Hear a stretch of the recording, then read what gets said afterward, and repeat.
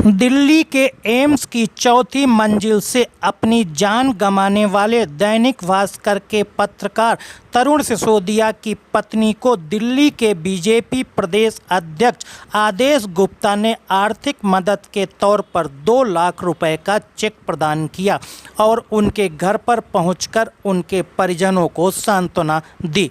आपको दिखाएंगे कि दिल्ली बीजेपी प्रदेश अध्यक्ष आदेश गुप्ता ने उनके घर पर पहुंचकर चेक प्रदान की। इसके अलावा आपको ये भी सुनाएंगे कि दिल्ली बीजेपी प्रदेश अध्यक्ष आदेश गुप्ता और मोनिका श्रीवास्तव मृतक तरुण सिसोदिया की पत्नी ने क्या कहा। आइए आपको दिखाते हैं मेघराज सिंह की दिल्ली से स्पेशल रिपोर्ट। है कि आज तरुण सिसोदिया इसे एक निर्भीक पत्रकारिता के प्रतीक हमारे बीच में नहीं है।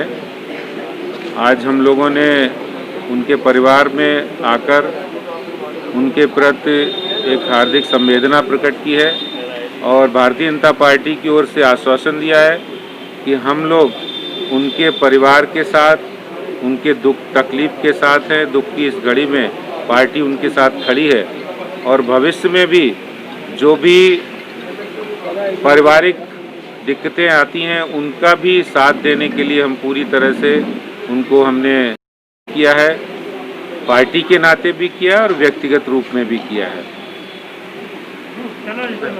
धन्यवाद। चेक जो भी है वो अभी आपके सामने है, मैंने उसे देखा नहीं है और जॉब की श्योरिटी के लिए बोला है कि ऐसा वो सोच रहे हैं कि नगर निगम में किसी जॉब के लिए वो फैसला उन्होंने मेरे पे छोड़ा है कि अभी तो नहीं पर कुछ दिन बाद मैं सोच के उन्हें बताऊँ। जांच के लिए उन्होंने बोला है कि जांचें चल रही हैं, जैसा होगा वो सबके सामने है। मैं ये नहीं कहती कि एम्स के अंदर कोई जालसाजी चल रही है या क्या चल रहा है, बट जो भी है नेग्लिजेंसी तो बहुत हायर लेवल पे हुई है और वो नेग्लिजेंसी जो है वो बर्दाश्त करने के लायक नहीं है जो किसी की डेथ पे जाए।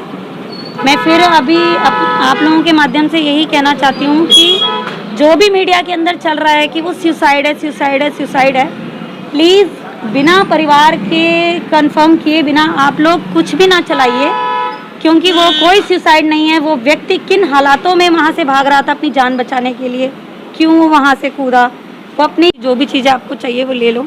बट फ़ोन में इसलिए नहीं लेना चाहती कि मैं चाहती हूँ कि फ़ोन को फॉरेंसिक में भेजा जाए ताकि काफ़ी चीज़ें क्लियर हों। Whether AIIMS is responsible for his death और वेदर वो 3 लोग जो भी है सच सामने आना चाहिए।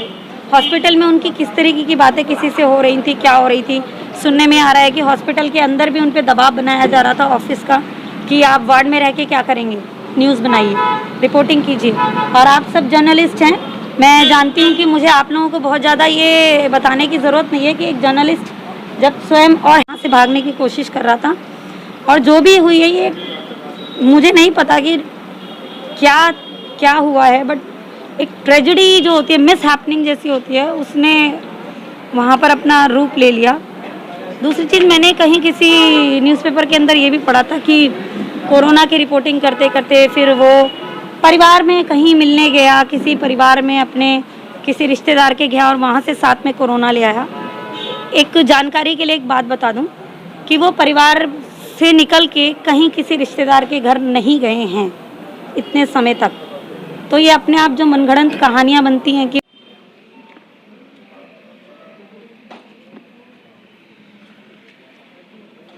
किसी मदद है, बाकी आगे हम लोग पूरी तरह से आपके साथ रहेंगे। बच्चों की कोई भी किसी भी तरह की होगी आप बता देंगे कमलेश जी से के माध्यम से कभी भी। और यहाँ से हमारे विधायक अजय जी हैं,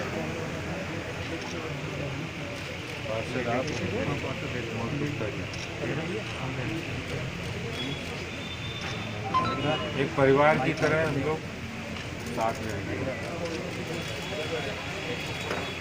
कमलेश जी बात कर रहे हैं, ये कमलेश जी हमारे